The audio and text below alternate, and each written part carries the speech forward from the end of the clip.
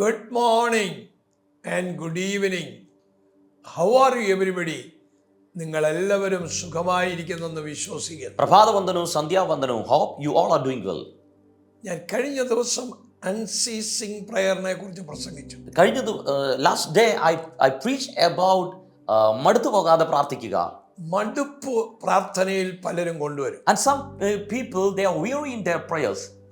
When you become aware of the Holy Spirit's constant nearness, every room is a prayer room. പരിശുദ്ധാത്മാവിന്റെ അസാധാരണമായ സാമീപ്യത്തെ നിങ്ങളുടെ ജീവിതത്തിന്റെ അകത്ത് നിങ്ങൾ അനുഭവിച്ചറിയുമ്പോൾ നിങ്ങളുടെ എല്ലാ മുറികളും പ്രാർത്ഥനാ മുറികളായിട്ട് മാറും. നിങ്ങളുടെ ശരീരത്തിന്റെ ഓരോ അവയവങ്ങളിലും ആ ശക്തി വ്യാപരിക്കും. And each and every organ of your body you can experience that power.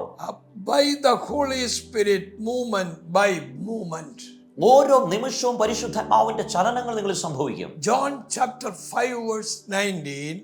യോഹന്നാൻ സുവിശേഷം 5-ാം അധ്യായം അതിന്റെ 19-ാം വാക്യം. യേശു പറഞ്ഞു, പിതാവ് ചെയ്തു കാണുന്നതല്ലാതെ പുത്രന് സ്വയമായി ഒന്നും ചെയ്യുവാൻ കഴിയുകയില്ല. And Jesus said, the son can do nothing of himself, but what he sees the father do. ലോകത്തിന്റെ സാഹചര്യങ്ങളെ കണ്ടല്ല നാം ചെയ്യുന്നത്. And we are not doing anything by looking into the situation of this present world. ദൈവത്തിന്റെ സാഹചര്യങ്ങളിലേക്ക്, ഹൃദയത്തിലേക്ക് നമ്മുടെ ഹൃദയം പകരണം. And we have to pour our heart into the heart of God. In perfect oneness with the Father and Spirit is how Jesus lived. പിതാവിനോടും പരിശുദ്ധാത്മാവിനോടുമുള്ള ആ ഏകത്വത്തിലാണ് പുത്രൻ ഈ ഭൂമിയിൽ ജീവിച്ചത്. കർത്താവ് അങ്ങനെ തന്നെയാണ് ജീവിച്ചത്. And Jesus lived like that. പിതാവിനോടും പരിശുദ്ധാത്മാവിനോടും ഒക്കെയുള്ള ഏകത്വത്തിലാണ് പുത്രനായ ക്രിസ്തു ജീവിച്ചത്. Jesus Christ lived in this earth in the oneness of Father and the Holy Spirit. പിതാവ്, പുത്രൻ, പരിശുദ്ധാത്മാവ് എന്ന ഏകത്വം നമ്മിൽ വെളിപ്പെടുമ്പോൾ, once the Father, Son and the Holy Spirit, that oneness manifests in us, നമ്മിൽ ഉണ്ടാകുന്ന അനന്തര ഫലം healings, words of knowledge, miracles and so much more. So that oneness manifests in our life, the result, healing, miracles and deliverance and so much more.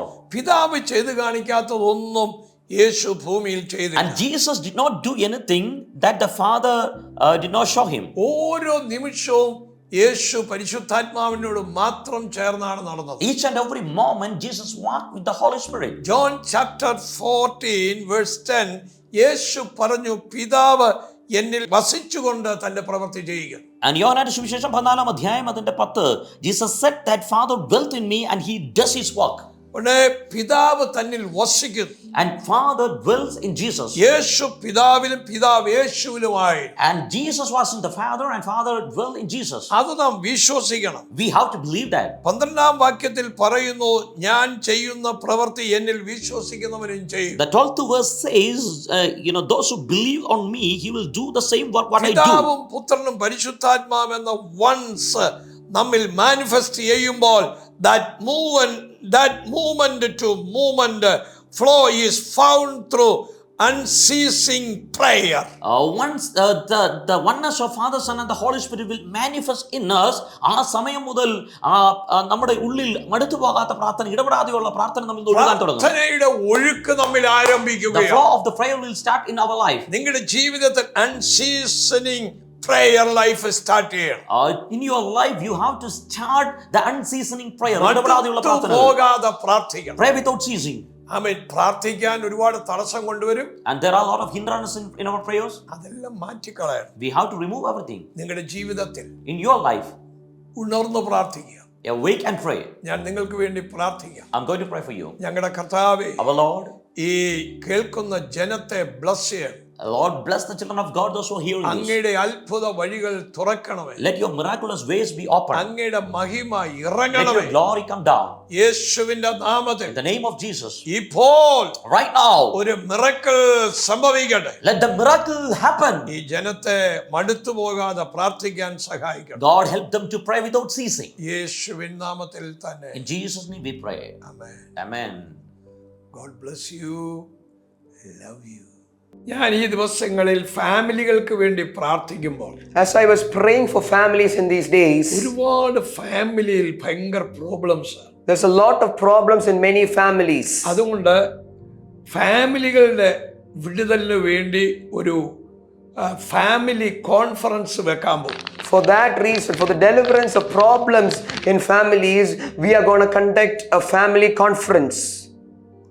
December 23, 24, 25 ഈ തീയതികളിലാണ്. December 23rd, 24th and 25th. In these dates, നിങ്ങൾ എല്ലാവരും വരണം. you all should come.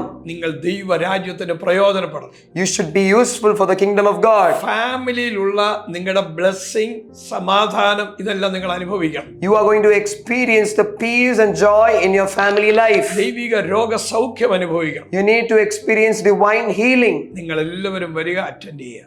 All of you are welcome. You should attend this meeting. God bless you. God bless you.